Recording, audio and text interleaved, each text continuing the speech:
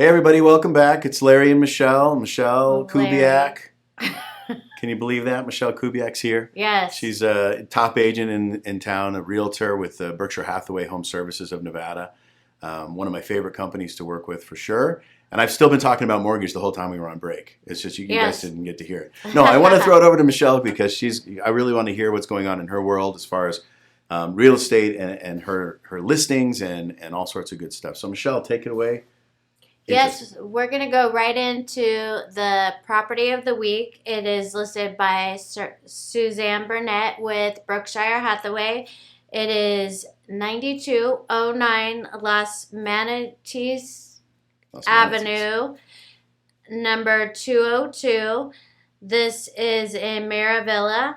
It is a single level luxury condominium. And it was beautifully remodeled on the second floor, overlooks the 12th green on Angel Park Golf Course. I know exactly where that is. Yes, it has hardwood flooring, and it's really, they're still building up the neighborhood there. However, this residence is already built up, and you don't have to pay the builder pricing. And this is listed in just over $1 million, in between $1 and $2 million. It's a beautiful property. Again, the address is 9209 Las Manetas Avenue, and that is in Summerlin, over kind of by Suncoast area and Boca Park, in that area, yeah. And Tivoli Village. So it's a nice place. It's a really nice, beautiful property. And you know, when Larry was speaking about renters and I'm on a lot of groups on Facebook and Nextdoor, and one of the frustrations that I see a lot is for renters that are trying to find a place to rent, where somebody isn't taking multiple applications. That's like going into a house and there's multiple offers on it. You have to do outrageous things to get a property. You have to have an amazing credit score. When the money that you're going to put in to this rental, say your rent is $2,000, your security deposit is $2,000, you have a $500 cleaning fee. We're at $4,500, and if you have pets, add another $300 per pet. That's $4,800 that you're paying to go help somebody else pay their mortgage. You know, I mean, sure, I've rented and I've owned several homes. However, it's tough out there for renters right now just because of the multiple applications and having to wait and wait and wait. And you know, as agents helping renters, it's like we have to beg, please, please, please, crumble cookies, whatever. No. Right, and every time, we were just talking about this on break, but every time somebody goes into, let's say you put your application in on this property, on this property, on this, apartment complex, you got to pay an application fee every time you do that. That gets kind of expensive too, doesn't it? Yeah, it does. And there's no application fee for a mortgage, by the way. Yeah, there isn't. We were just talking about that. And I have some slides that our wonderful producer is going to put up on the screen, and it talks about why rent when you can buy. Here's top 5 reasons to buy instead of rent. And Larry mentioned this. It's build equity. What does that mean? That means that you go buy, if it's your first home and you only are approved for a certain amount, even if it's a condominium, you go rent, live in that, buy that, and live in it for a couple years, take your equity out, or rent that property out and go buy a bigger property after you've earned more income or the interest rates have gone down. And then you can build generational wealth through real estate. You have the same stable payments when you have a mortgage versus if you're renting, where landlords can raise your rent like 5% a year, I think it is. I'm not a property manager, so don't quote me Or on worse, that. if you're renting a house, they can sell it out from underneath you and then force you to move. They can do that Right. too, and then what? Yes, and then you have to move, and Right. so there's just no stability in that. There's also tax benefits, so you can check with your CPA on the tax benefits that you could get for owning a property. Um, and you can be involved in a homeowners association and help with the rules and regulations of the neighborhood when you own a property. That way, you're part of the board. Pride of ownership. I know when I bought my first home, any little improvement that I did to my house, it's one of those where you do a room at a time and then you turn around and go, oh, that looks good. I mean, it's one of those things. And it always seems like you're doing a room at a time. I mean, yeah. I've owned my house for 10 years, and we just completed the laundry room. We did some shiplap and did some stuff in there. Now we moved to the dining room, so now we're going to do something in the dining room. We just keep moving room to room to room. But it's fun. We can do whatever we want, really. Yeah, so, I mean, those are just some of the reasons why owning is better than renting.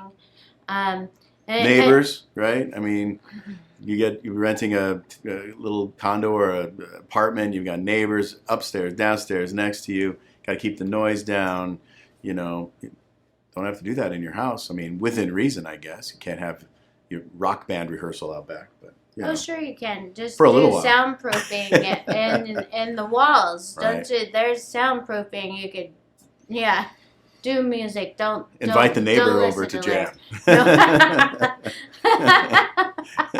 We'll have raiding the rock vault there. So how about this Las Vegas 7 days at a glance for the Las Vegas real estate market? We're back up to a 7.9 week supply. What that means is we went from a 5.6 week supply. I think people are coming back from vacations and putting their homes on the market. Right. Still super low inventory.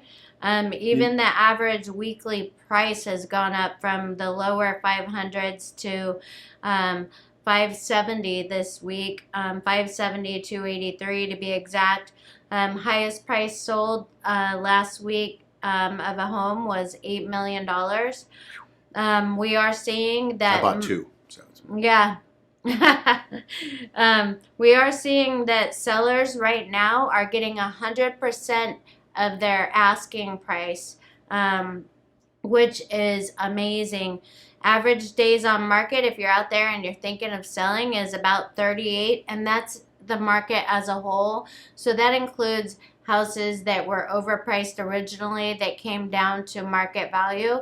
So sometimes the longer days on the market, that's what it means, is if your house is overpriced or it doesn't have a lockbox, those are two reasons that your property is going to sit on the market longer than most people's. Well, and those there are those people out there who put their house on the market and do the wish, I want to make $1 million even though their property is worth $800,000, or there's a big spread. So they're kind of not real sellers, but they're included in that number, right? Right. Yeah. And there is there's some people that will start out when we go, well, I need to net $100,000 on my house, so we got to price it to where I can net that. The market isn't dictated by what you need to put in your pocket, and I mean, there's no really short way of. I think another reason why we have a rise in inventory recently, I think that a lot of people have gotten themselves in some credit card debt and some trouble, right? And so they don't necessarily want to do the refinance on it, but they're ready to sell their house and take that equity and help pay down their debt. Yeah. There's other ways to do it, by the way, when we're back into the loan segment, but there's other ways to do that. Yeah, and I myself, I'm getting ready to put a few homes on the market, just because. So you've got some pocket listings, is that what you're saying? So if you're out there ready to buy, better call Michele. She might be able to get you in there before it's on the market. I have a really nice listing I'm taking today, and it is really nice. It's out but your way. It's in the 89130 zip code, and it is a 1-story with 3-car garage, only going to be around $470. Oh, wow. So it's a good price point. She just put new appliances, new paint. And so it'll be good. I will. Those are two big items because you try to do new appliances, new paint. That's you can end up paying pretty penny for that. So right, yeah, and 3-car nice. garage and new hot water heater. I mean, all of this that will be the property of the week next week if it's still on the market. That one will go quick for sure. That single story. Right. Yeah. Those are in more demand. Call me now. I get pre-approval. Yeah. And get you out there ready to buy. Yeah, and I have one more thing that I want to talk about, and then we're gonna go on a break. And I have this: why use a realtor, and what are we about? And you never want to be an amateur at the negotiating table. And what is it that we do? Like, we go to real estate school. Most of the realtors I know are really upstanding citizens, honest, hardworking realtors. And, we're there. Like, imagine this. If you go to court in a courtroom and you both are using the same attorney, the defendant and the plaintiff, that would not work, right? How would that work? So when you're going and you're looking on Zillow for a house and you want to go directly to me as the agent, sure, it's legal in Nevada for us to represent both sides of a transaction. And, I hold my standards pretty high where, we have to. I have a code of ethics to adhere to. And I can't tell the buyer anything and I can't tell the seller anything. It's still uncomfortable. There's some agents that would do that all day long. But do yourself a favor. Instead of just calling me and buying it directly from me, which, that is an option. Get yourself protection. Have your agent working for you as a buyer. If you're a seller, have your agent working for you as a seller. Because, in Nevada, that's how it has to be as a seller. But buyer's agents, we don't get paid until the deal closes. The seller pays us most of the time. So you bring up a good point. It's really about who you work with, right? Right. You want to be protected, and realtors like Michele and some of the other realtors that I do work with, they hold themselves, first of all, they're professional realtors, because I know a lot of part-time realtors, and I'm not saying there's anything wrong with that.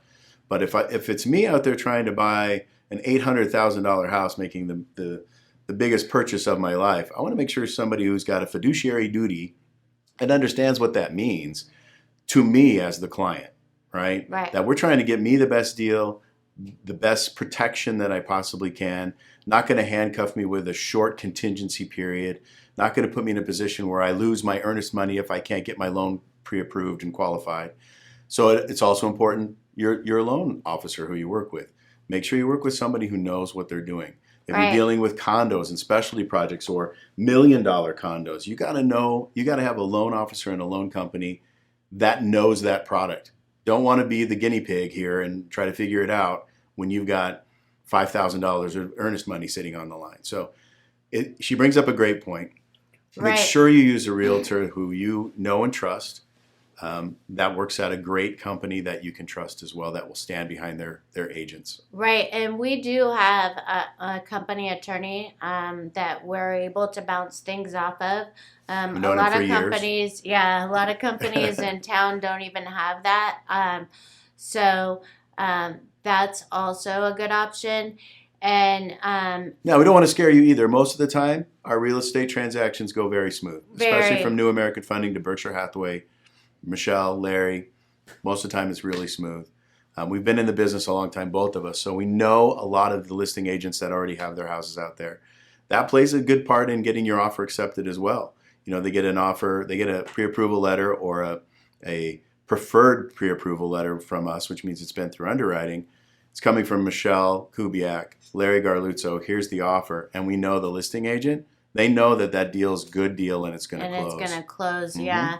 And, we want to make sure you're working with somebody who has time to make your best interest a priority, because there's nothing worse. And just for example, I had a buyer that I did the second walkthrough yesterday, closing day yesterday, and the agent didn't tell the seller he needed to move out.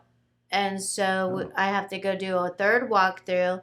The agent was too busy to be guiding his person, his seller, correctly. And poor, I mean, I've heard horror stories about realtors and, and lenders, and we just want to be the exception.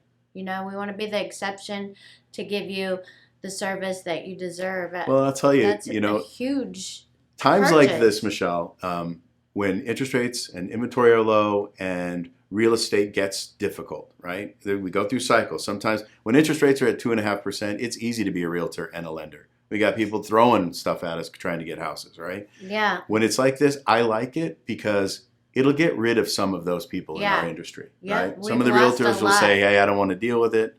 Some of the lenders will be like, I don't want to, mess around with it. I don't really know what I'm doing. I'm going to go do something else. So I like that, and your professionals will still be here when it's over. Right. Yes. Okay, we're going to go on a short break. We'll get off the soapbox. And I'm just kidding. If you need help buying or selling Las Vegas real estate, please reach out to me. What's your number, Michelle? My number is 702-683-6576. Right. I'm on speed dial on your phone. So yeah. That's it. Thanks. We'll be right back.